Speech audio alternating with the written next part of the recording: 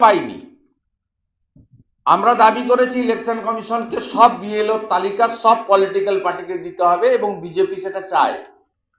অন্যদের দেবেন কিনা অন্য কথা, আমরা চাই। আমাদের সাথে অন্যদের অ্যাফিলিয়েটেড পার্টি, আমরা national party, Trinamool state party, তা আপনারা সবাইকে দিতে পারেন, নো প্রবলেম। তাহলে আমরা বুথ ওয়াইজ বুঝে নেব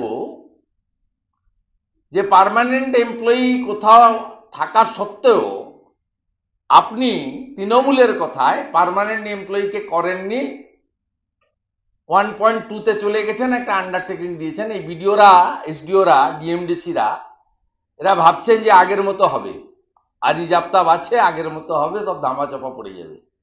ধামাচাপা পড়বে না।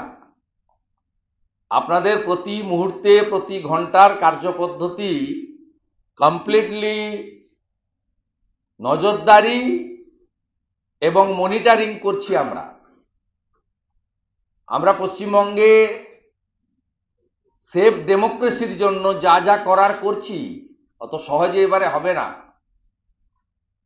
ইতিমধ্যে আমাদের নিজস্ব সোর্স থেকে কিছু বুথের নাম দিয়ে দিচ্ছি। 72 নম্বর বহরমপুর অ্যাসেম্বলি সেগমেন্ট, পোলিং স্টেশনের নাম সূর্য সেন শিক্ষা ভবন প্রাইমারি স্কুল, রুম নাম্বার 2। বিএলওর নাম সরজিৎ বন্দ্যোপাধ্যায়, অ্যাসিস্ট্যান্ট টিচার।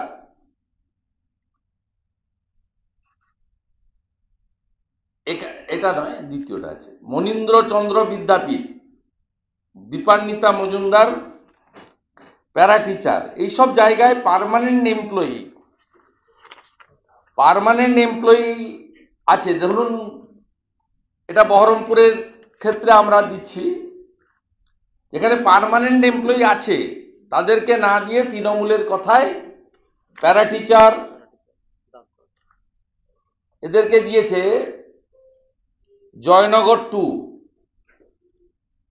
আপনার মনিরহাট পঞ্চায়েত 2 জন বিএলও করেছে, মোস্তাকিন সর্দার, সরজিৎ লস্কর। এই 2 জন পার্মানেন্ট এমপ্লয়ি নয়, অথচ এই বুথে আপনার permanent employee primary teacher Azizul Sheikh রয়েছেন সেম বুথে। একই ঘটনা করেছে কুলতলি এসিতে। আরেকটা জায়গায় সরজিৎ সরকার লস্কর যে বুথে, সেখানে হাসিবুল হক নামে একজন পার্মানেন্ট টিচার রয়েছে। তার মানে পার্মানেন্ট টিচার বা এমপ্লয়ি থাকা সত্ত্বেও তাকে বাদ দিয়ে আপনার করা হয়েছে প্যারা টিচার এবং পার্ট টাইমারদেরকে করা হয়েছে। এই একইভাবে আমাদের উত্তরকাঁথি বিধানসভা, পূর্ব